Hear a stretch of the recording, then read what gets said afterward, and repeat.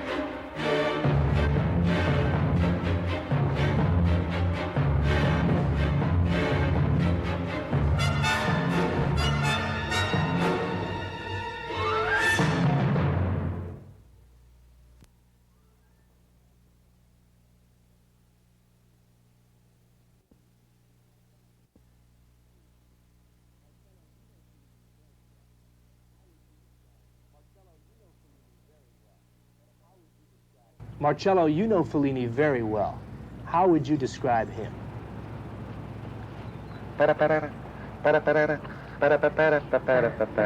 That's Fellini.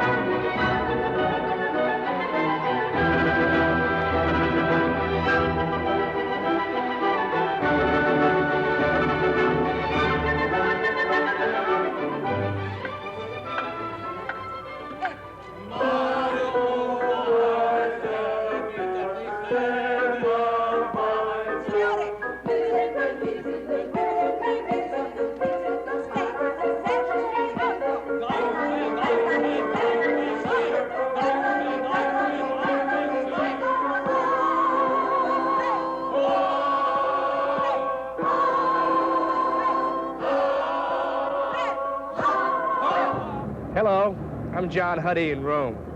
Coming from the Midwest, I've always been fascinated with movies. I can remember Saturday night. That was the big night of my week. A few years later, I turned out to be a film critic. A couple of years ago, Hollywood made a film called The Fantastic Voyage. It was about a group of people who took a spaceship ride, only it was inside the human body. Right now, we'd like to invite you to take a fantastic voyage with us. This trip inside a dream world, a strange culture, and into the heart and mind of a director whose every film is a fantastic trip.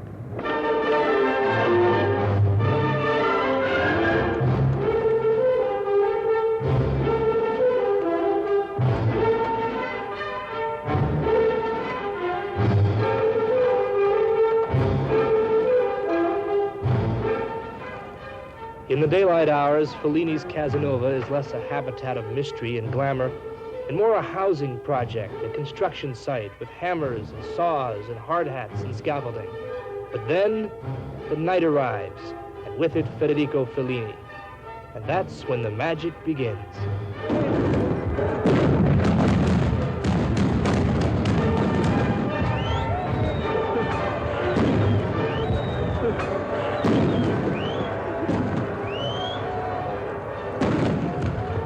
His films are as much operas as they are movies, pageants awash in color and sound and people. In the center of this Circus Maximus is the director himself, the maestro, the conductor. He denies it, but surely this much we know to be true. There is only one star on the set of Casanova, Federico Fellini. What happens when you become a star? The director is a star. You are famoso. I am famous. well paid. I am better paid. He make a film for Federico, about Federico, the word of Federico, the head of Federico. But you cannot walk down the street because a crowd will gather. So you eliminate that experience. He's a star because he is. Why not? It's not the star being, why? To be recognized and to see that people is smiling to you, that make you happy. Well, of course he's a star. He's more star than any other ones that works with him in his films. This is one thing with Fellini. I think Fellini is going to probably hate me, but good.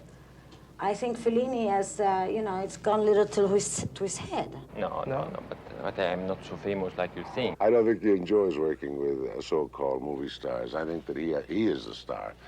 And I must say that I understand that. I think that he has his statement to make, and I think that, to a great extent, an actor like me is an intrusion on his world, because I also feel that I have a statement to make, and therefore I use a picture as a means to making my personal statement, and I don't think he wants his intrusion from an actor, from a so-called star. I think that Fellini has learned more about being an actor. He's really one of the great actors of all time. And I think that with people, he has a great ability, that little smile of his, that ability to put people on, and it's all a put on. Is there a boy still inside of you?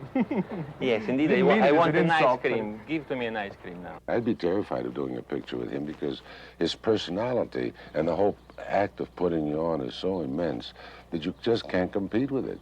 Here's a very serious question. If you have $5 million, you have a story that you've written, it's about your life. $5 million. With $5 million, I make only the credits of the picture.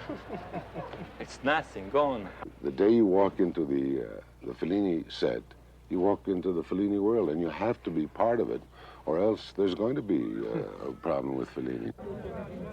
Most men are afraid to give way to the fantasies of a boy, the imagination. The older we become, the more limited, the more rigid we become. Why is Fellini more open? Do you mind if I speak in Italian? Please. Sì. Allora, io credo che questa tendenza a restare It's important to me to view life, at least in part, through the eyes of a child.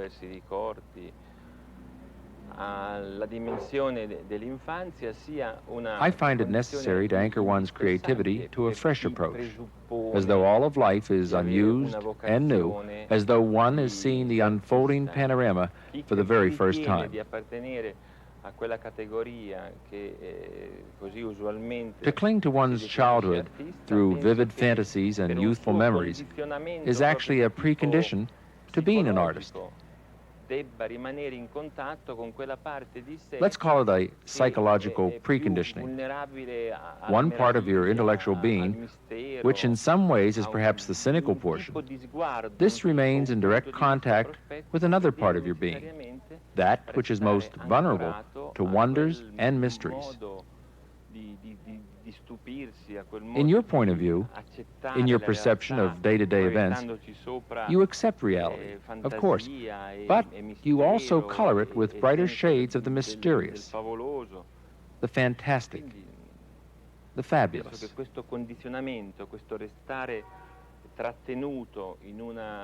To put it in another way, when an artist employs a childlike vision,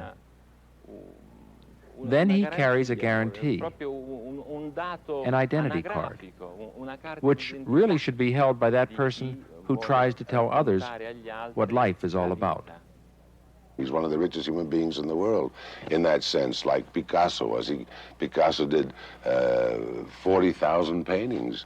Well, Federico probably has 40,000 pictures inside of him, and that's the genius of the man. How do you spend your time?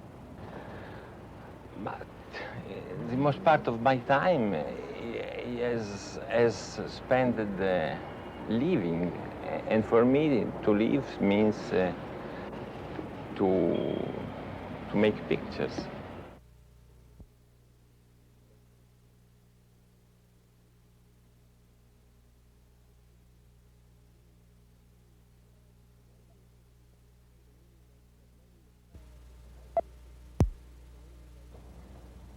In 1962, Fellini makes what many will call his boldest movie, 8 1/2. It's the filmmaking equal to A Voyage by Magellan, perhaps the most unconventional movie of its time. 8 1/2 is not only about filmmaking, it's about the problems of filmmaking, and it's about Fellini's own life.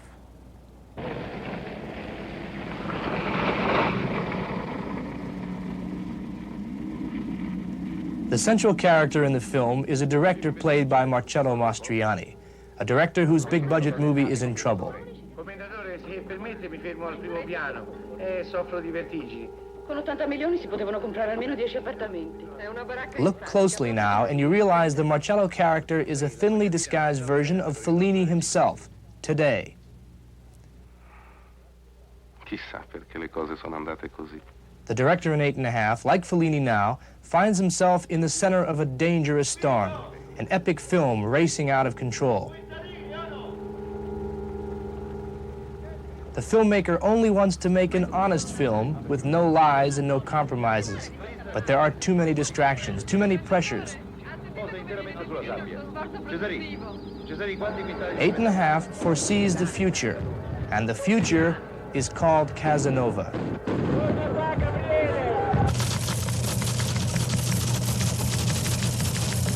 In the early morning hours of August 1975, one of the most unusual and bizarre crimes in history takes place, a film napping.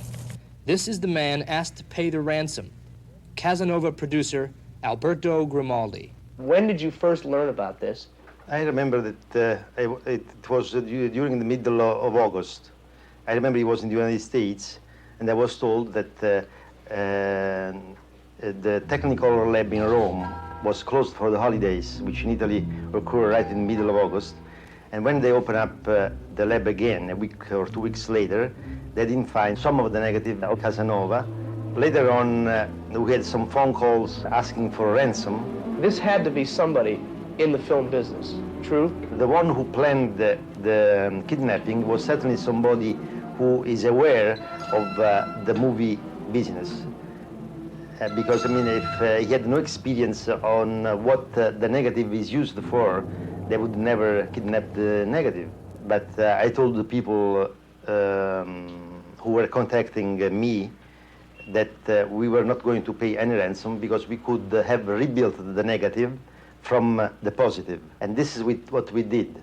The final day of shooting of Donald Sutherland, when the kidnappers knew that we really didn't need the negative anymore, we found the negative in Cinecittà Studios.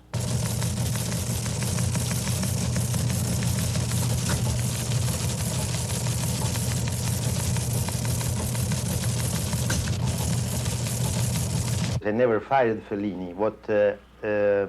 After about 20 weeks of shooting, was before Christmas, we had only shot about 60% of the movie.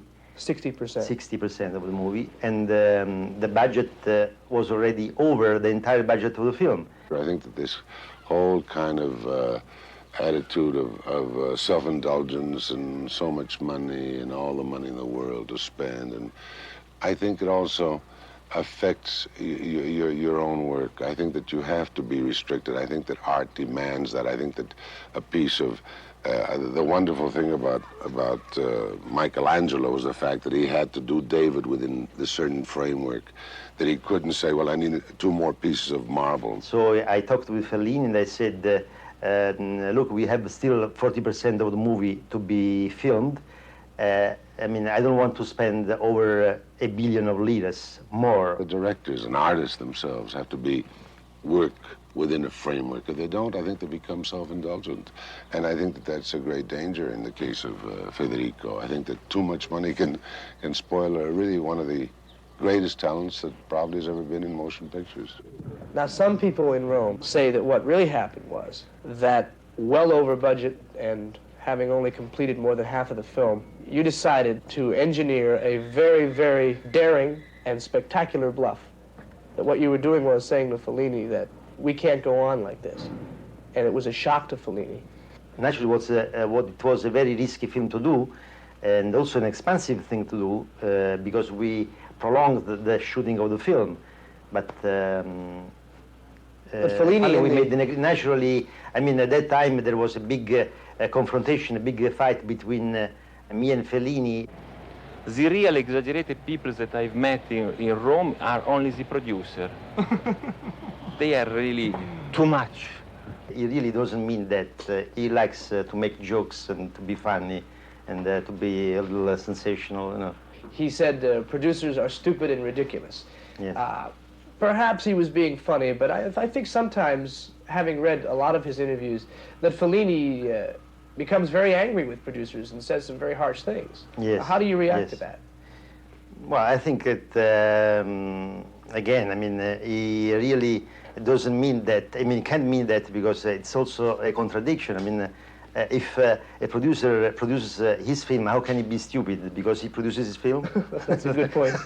If I go to a producer and I say, listen, I have that project that costs almost nothing, the producer will be very disappointed. He will be lost. Is Fellini an expensive director, more so than most directors?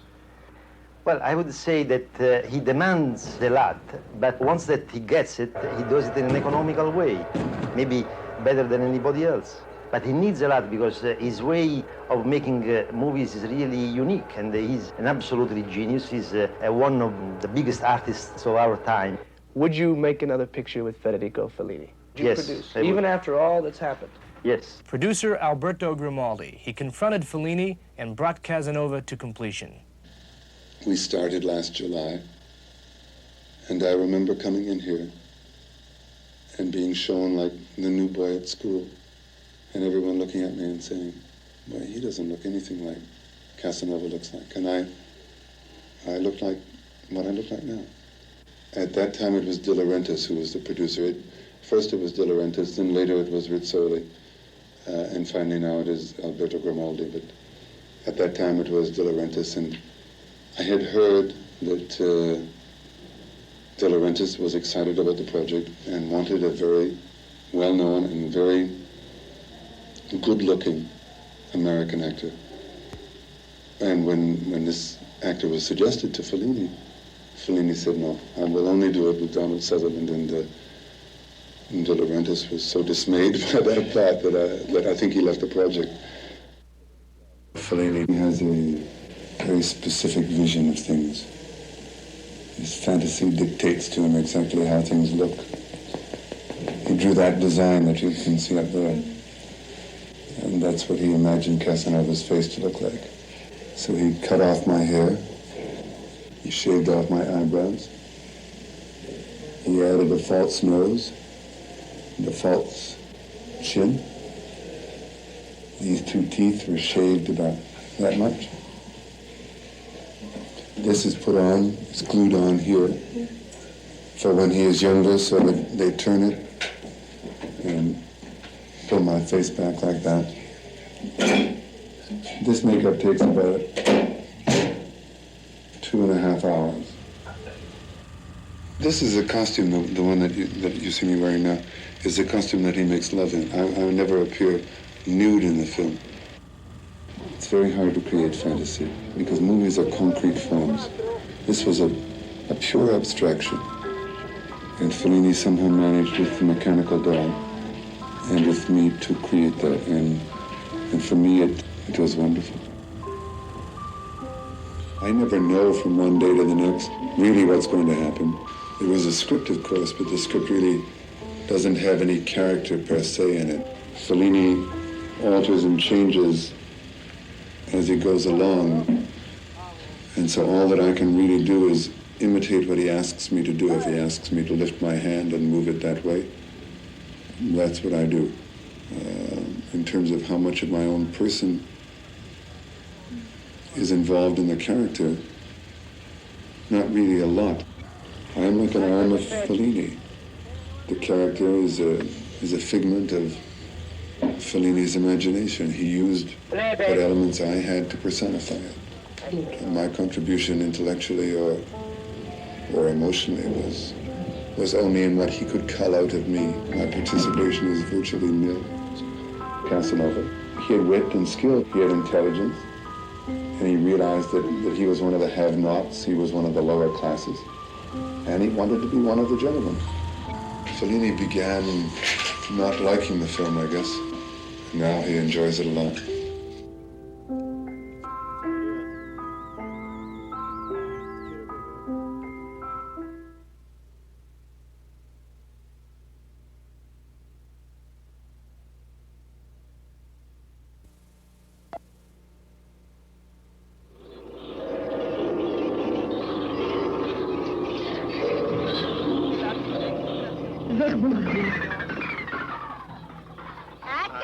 This is the style of Federico Fellini known throughout the world.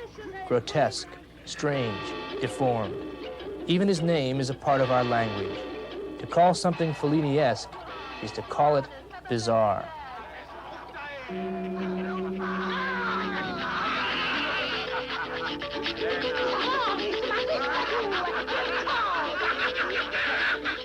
Even here in Rome, Italians don't know what to make of Federico. Is he a wild man whose films shock us virtually every time? Or is he a true cinema poet? Is he a noble Roman and a great director? I have been reproached very often for this deformed visualization of certain things, so I must make it clear for the record, and this may surprise many. I do not believe that in my films reality is grotesque and deformed. It seems to me that all of us here could be characters in a film that I could produce. Therefore, it does not seem to me that that so-called deformity exists. That deformity, those caricatures, are only there to give a certain expression.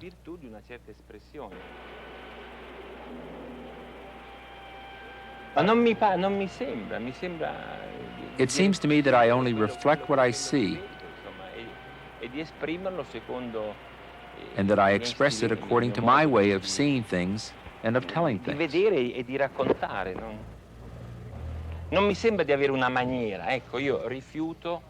It does not seem to me that I have a style as such. Thus, I refuse this label that could be called Fellini-ish. It always carries with it a meaning, a sense of deformity, of a carnival atmosphere, grotesque. It seems to me that life as I see it within my background, with my limitations, based on my education, my ignorance, and with my psychological scars, has created certain categories in me. It seems that I am very objective. Fellini, of course, is a dreamer. And when you dream, you sometimes have nightmares. And when you dream, you remember your youth. Not the way it was, but the way you'd like to remember it as being. One of Fellini's most popular American films is Amarcord. Amarcord simply means, I remember.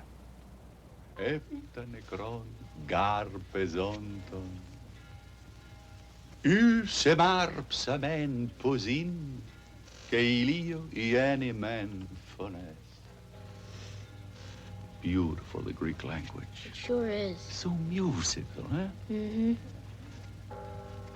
Emarpsamen. Repeat.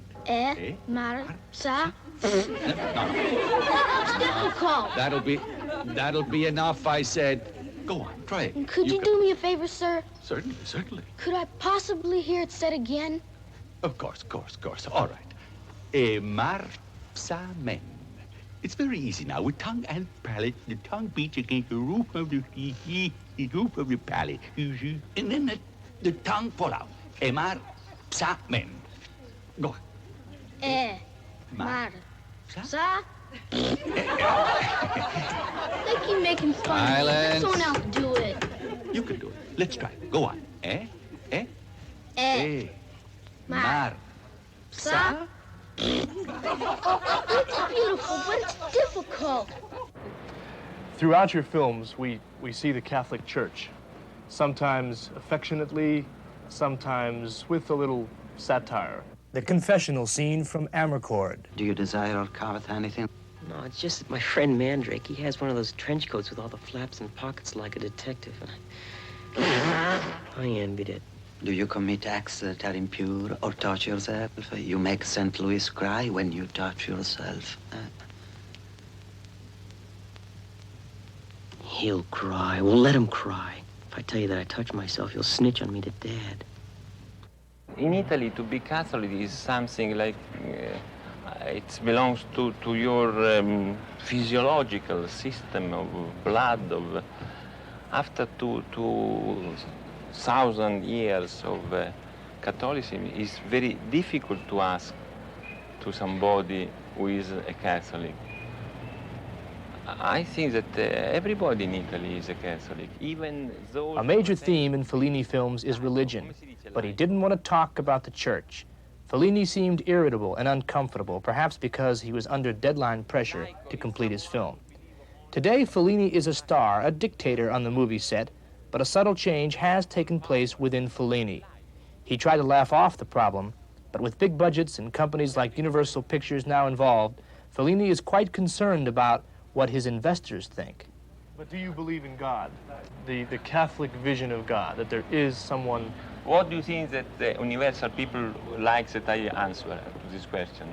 I have no idea. Answer, what do you feel? What do you think that is better for the picture? I don't to care. Answer if I believe in God or not. I only want the honest answer. I want to please to the universal people, so I think that I You can't say possibly yes. please them. Yes. Which means you don't?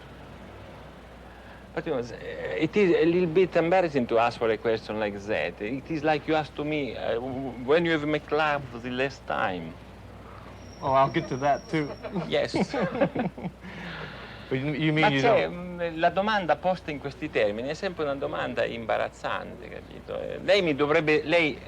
I prefer that you ask to me, you have a religious feeling? That is, I think, a question to which it is more easy to answer. Please, make the question to me that way. Do you Mr. have Fellini. religious feelings, Mr. Fellini? Well, what do you think that universal people like? All right, the Roma. Yes, sure. The scene in Roma, the ecclesiastic fashion show. I think it's your most brilliant scene. You may not agree, but I've watched that many times. Brilliant scene. Powerful, frightening. At first I was amused. I laughed. It was very funny. And then as the Pope came out and the white light, I was scared. Yes.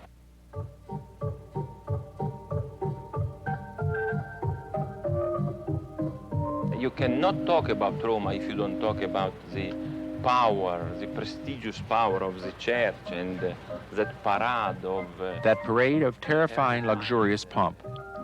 Therefore, when talking about Rome, it seems to me that the religious feelings and the deformation of such religious feelings as presented by the power of the church, a church which presents itself as a vast, pompous apparatus, is a point of view that is not only necessarily critical, but also representative of a concrete reality which anyone living in Rome may see continuous evidence of.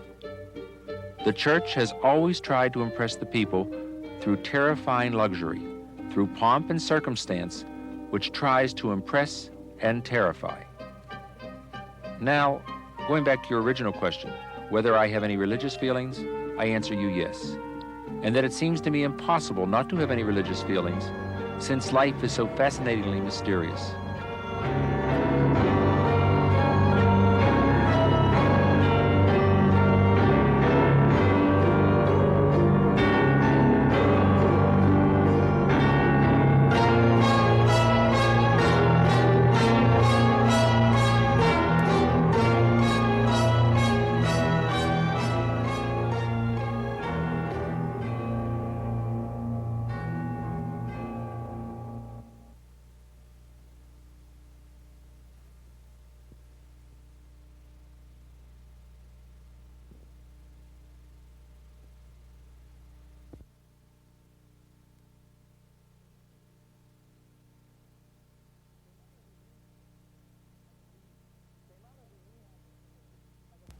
He came out of the East like a meteor, the son of a traveling salesman, a shy, thin young man.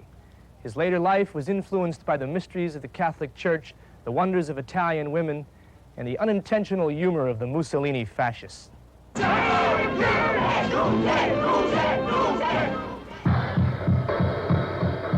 At the age of 30 in 1950, Fellini directs his first feature film, the screwball comedy Variety Lights.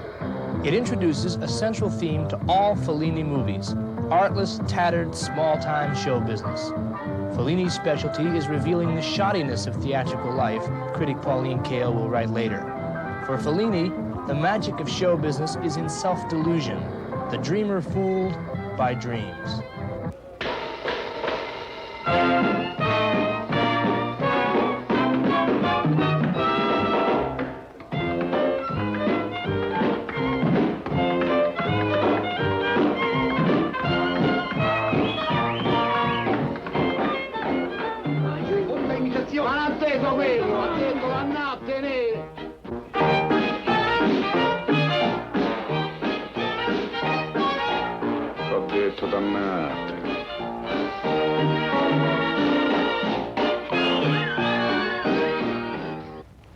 We thought you'd like to meet another offbeat collection of Fellini characters, the legendary mountainous Fellini streetwalker. She's kind of a natural resource, sort of like these ancient Roman walls and statues and gardens.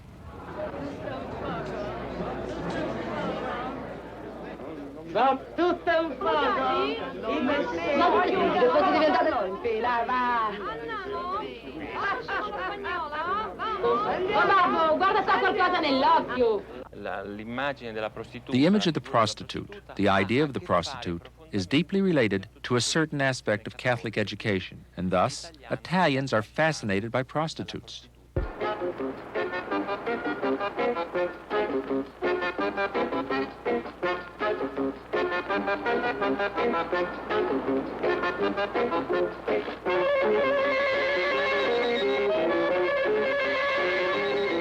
In the prostitute, there is a concentration of all those things that are forbidden, those taboos, and of that darkness which the Catholic Church has placed upon woman. So here we have a dark, unknown woman, and therefore the desire to know her becomes gigantic and out of proportion.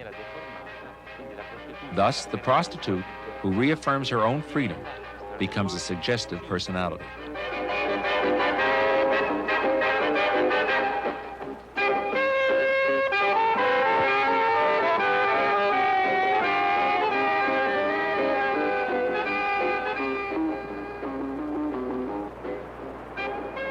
Even the Italian prostitutes, ladies of the evening, if you will, seem to have their own special character.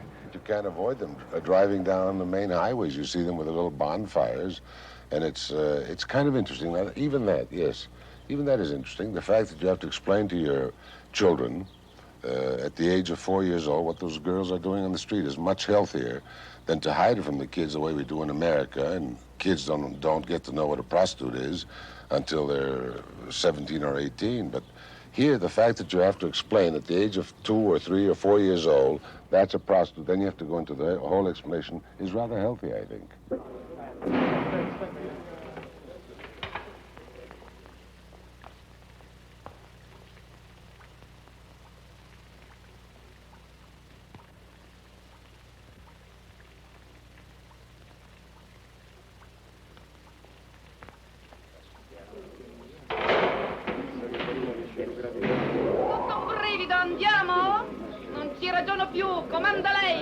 Fellini has won more than 100 international film awards, and still there are those who reject his style and approach. Fellini may be more of a wizard than mortal filmmaker, but his magic is black magic, say Federico's detractors. His world is bleak and deformed. Federico lives on a planet of despair.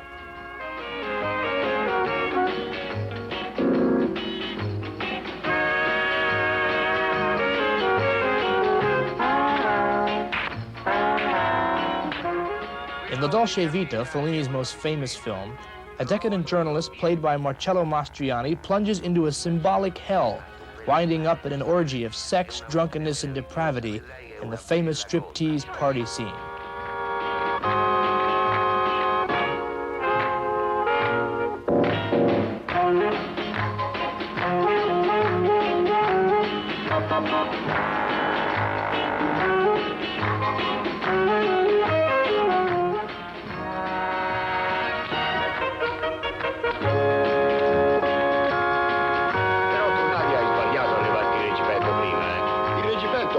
l'ultimo degli induetti, è vero?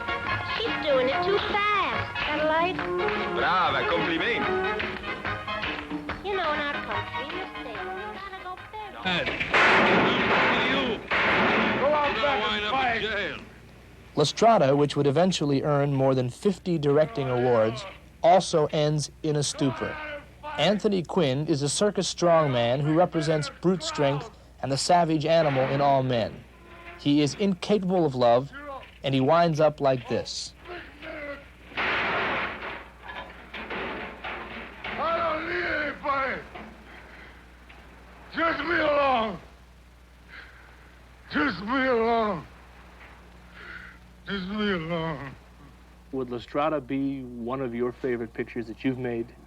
Well, I hate to say it because, you know, I've made 130 pictures, and I like to think that I tried as hard in all the pictures that I did. But in results, yes, I suppose it is one of the milestones of my life, yes. Do you recall, is there anything in particular that happened on the set of La Strada that you recall? No, except that the last scene was so painful to do.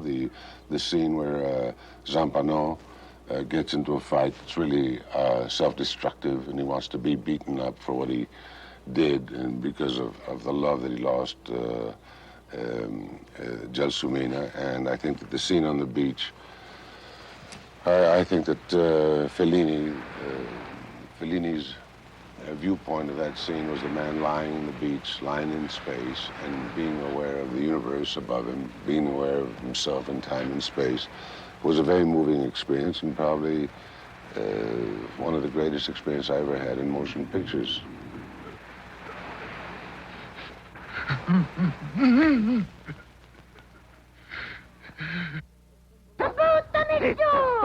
A symbol of faith and hope, Cabiria is a Roman streetwalker who desperately seeks love.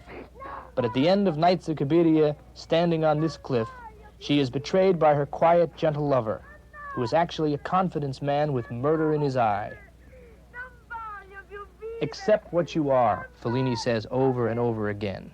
Accept your weaknesses and your strengths. Life is worth caring about because it is absurdly funny. And so in the most grim of moments, Fellini characters surprise us with their idealism, their faith, and their hope. Buonasera.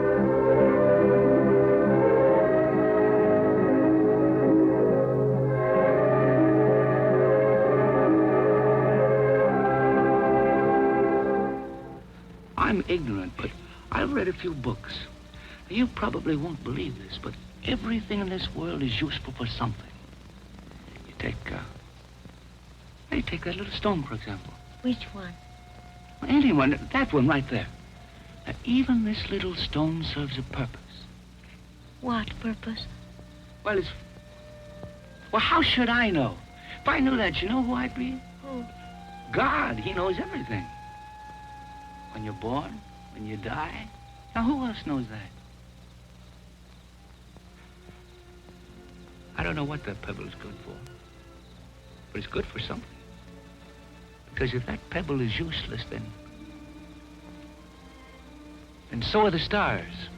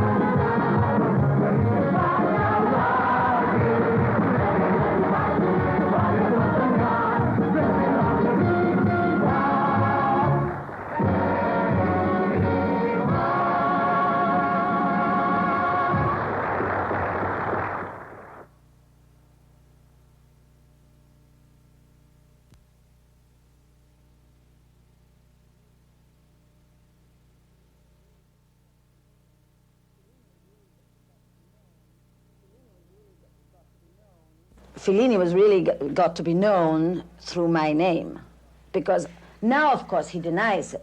Because now even the Italians in the newspapers and things, they say that Fellini, La Dolce Vita, made Anita Ekberg. But we all know Anita Ekberg was already an international star when I did La Dolce Vita. And I remember at Broadway, they had a photograph of me, one of those billboards, that was seven stories high, and I don't remember how long it was. And it was Anita Ekberg in La Dolce Vita. Fellini was down here, as far as his credit was concerned. But of course, Fellini denies that today. This is Anita Ekberg, star of La Dolce Vita, The Sweet Life. But for Anita Ekberg, The Sweet Life has soured. Life has changed so much since we did La Dolce Vita. Things have become more difficult. Things are very expensive. They cause, you know, there's civil wars all over the world and things. Somebody has suggested, why don't we do a film, Le Agro Vita, no? La Dura Vita. You know, the difficult life or something. After 3 or 4 years of inactivity, are you bitter? Are you upset? Are you angry about that? Yes and no. I'm disappointed, let's say. Well, why haven't you made another film with Fellini? Well, I think you should ask Fellini that.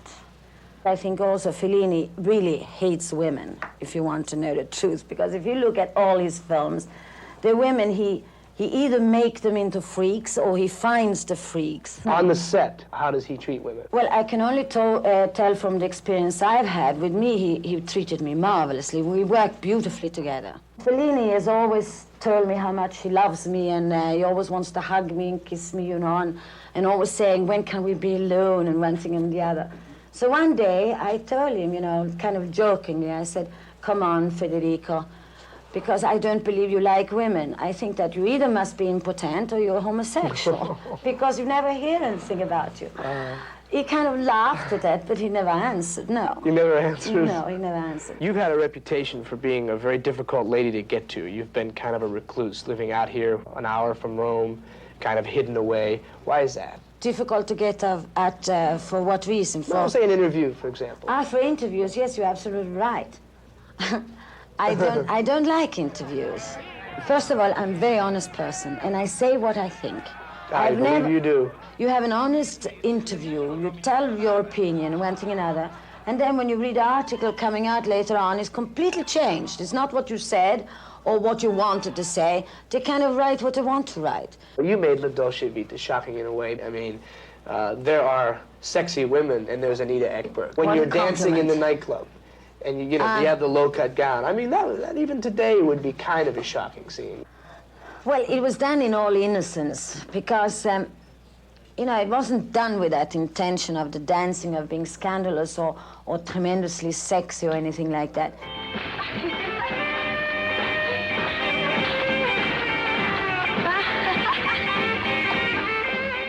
It wasn't either a dance that I had to rehearse or anything like that. It was something that came spontaneously. It's very much like I am myself, you know. I like to live, I like to laugh, I like to be amongst people and friends and enjoy myself. When I work hard, but when I play, I want to enjoy it.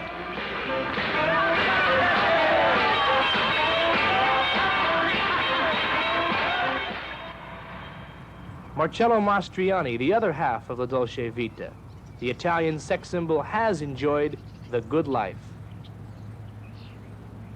You have been one of the most attractive men on the screen to women. My wife was watching La Dolce Vita, and she said, now there is a good-looking man. And I said...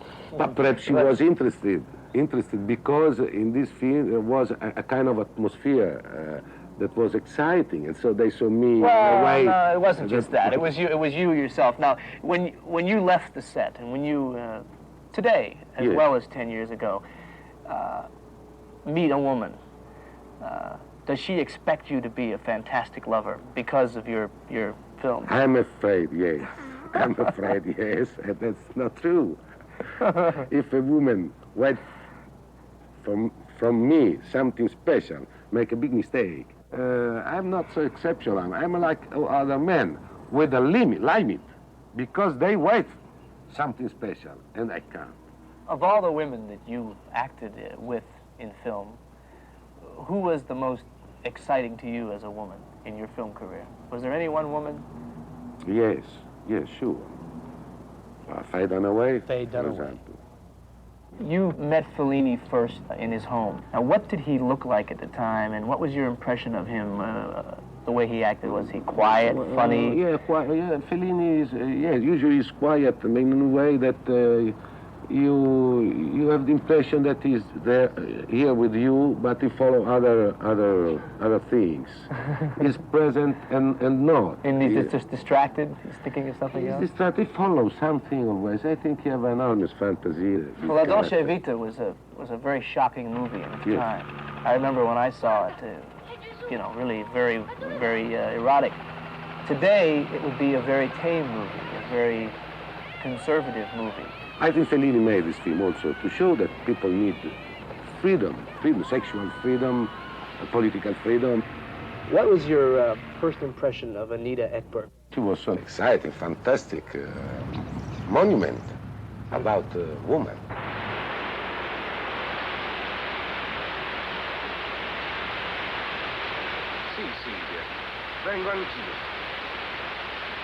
Anita, what do you think of Marcello Mastroianni? Mastroianni, he might be very handsome, good-looking, and nice and wonderful. But me as a woman, I've never found him neither sexy, neither handsome. This night was very cold, and I drank too much vodka. Oh, yes, I remember. What do you recall? It was the end of January or beginning of February. It was freezing cold. Poor Mastroianni, he was so afraid of going into this cold water. And when he had to get into that pool, to that fountain, he toppled over more than once. And all this time, I was standing in the middle. When he finally got there, my legs were so frozen that I couldn't move them anymore. She was very, very kind. Well, first of all, he didn't speak any English, and I didn't speak any Italian. During the scene, I was drunk. I had her. You bit her? I bit her. No, I can't remember that. And she was there crying in the middle of the fountain, crying. I probably thought it was his way of demonstrating kisses or loving. Because she was so beautiful. He is neither sexy or attractive or great lover. I think I was jealous. Marcello Mastroianni is not my type of man. Beautiful woman. I never found him attractive.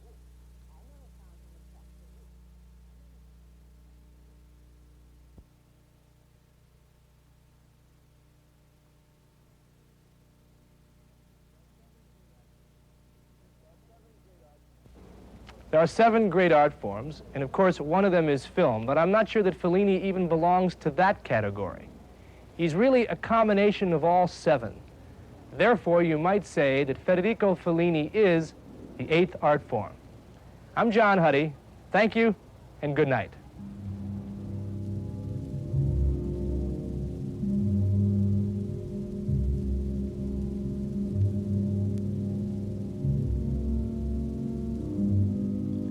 My dear father, all I can say is this. I am a man like so many others, living through my own experience, a man who looks at things around him humbly, respectfully, with naive curiosity, and above all, with love. This love produces the tenderness and pity which I feel towards everyone I meet.